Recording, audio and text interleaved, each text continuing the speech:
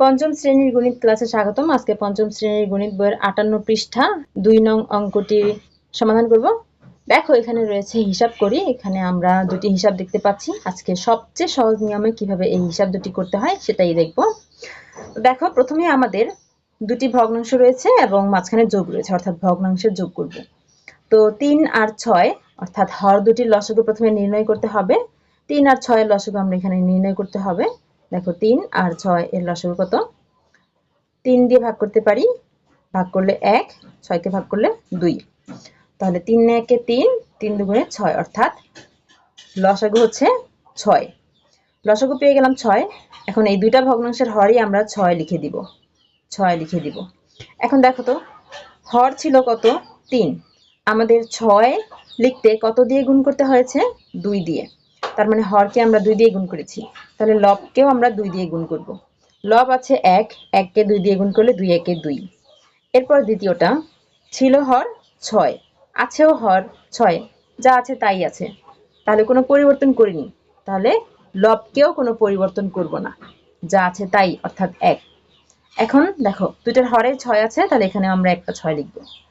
এখানে প্রথমটার লবে আছে 2, মাঝখানে যোগ, এই যে যোগ, তারপর এখানে আছে 1, লিখলাম 1, 2 আর 1 যোগ করলে 3, এখানে লিখলাম 3, হরে আছে 6, এই 6। তো এখানে খালি ঘর শেষ, আমাদের হিসাব করাও শেষ, আর লেখার দরকার নেই। এরপরে 2 নম্বরে আছে 1/2 বিয়োগ 1/6। এখানেও আমাদের হর আছে 2 আর 6। তো 2 আর 6 এর লসাগু আমাদের প্রথমে নির্ণয় করতে হবে। 2 আর 6 এর লসাগুটা আমরা এখানে নির্ণয় করছি 2 আর 6। দুটি যেহেতু জোড় সংখ্যা, তাহলে 2 দিয়ে বিভাজ্য। 2 কে 2 দিয়ে ভাগ করলে 1 আর 6 কে ভাগ করলে 3। তাহলে লসাগু হয় 3 দুগুণে 6। লসাগু পেয়ে গেলাম আমরা 6। লসাগুটা দুইটা ভগ্নাংশের হরে আমরা লিখে দেব। এখানেও 6, এখানেও 6। 6 কে দেখো হর ছিল কত? 2, হর লিখেছি কত? 6। তাহলে এখানে কত দিয়ে গুণ করতে হয়েছে? 3 দিয়ে। তাহলে হরকে আমরা 3 দিয়ে গুণ করেছি, তাহলে লবকেও আমরা 3 দিয়ে গুণ করব। তাহলে লব আছে 1, 1 কে 3 দিয়ে গুণ করলে 3 একে 3। দ্বিতীয়টা হর ছিল 6, লিখেছি কত? 6, অর্থাৎ কোনো পরিবর্তন করি নাই, 6 আছে 6ই লিখেছি। তাহলে আমরা হরে যা আছে তাই লিখেছি, লবে যা আছে তাই লিখব, 1 লিখব। এখন নিচে হর আছে 6, এখানে আমরা 6 লিখব। এখানে আছে 3, এখানে লিখলাম 3, এখানে আছে 1, লিখলাম 1। 3 থেকে 1 বিয়োগ করলে 2, হরে আছে 6।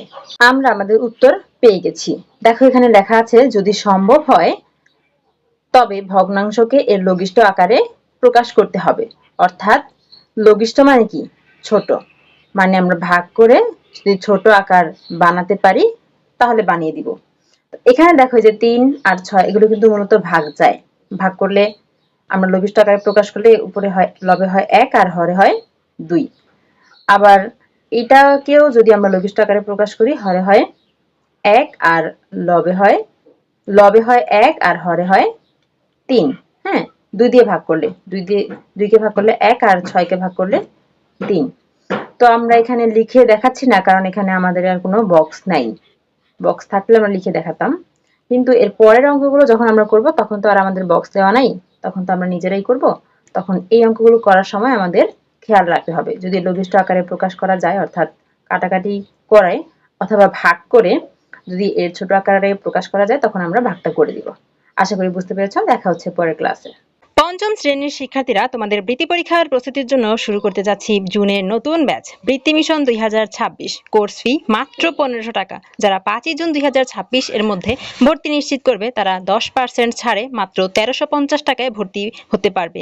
ক্লাস শুরু হবে আগামী 7 জুন 2026 থেকে। ক্লাস চলবে বৃত্তি পরীক্ষা পর্যন্ত। পঞ্চম শ্রেণীর বৃত্তি পরীক্ষার পূর্ণাঙ্গ অনলাইন প্রস্তুতি ব্যাচ।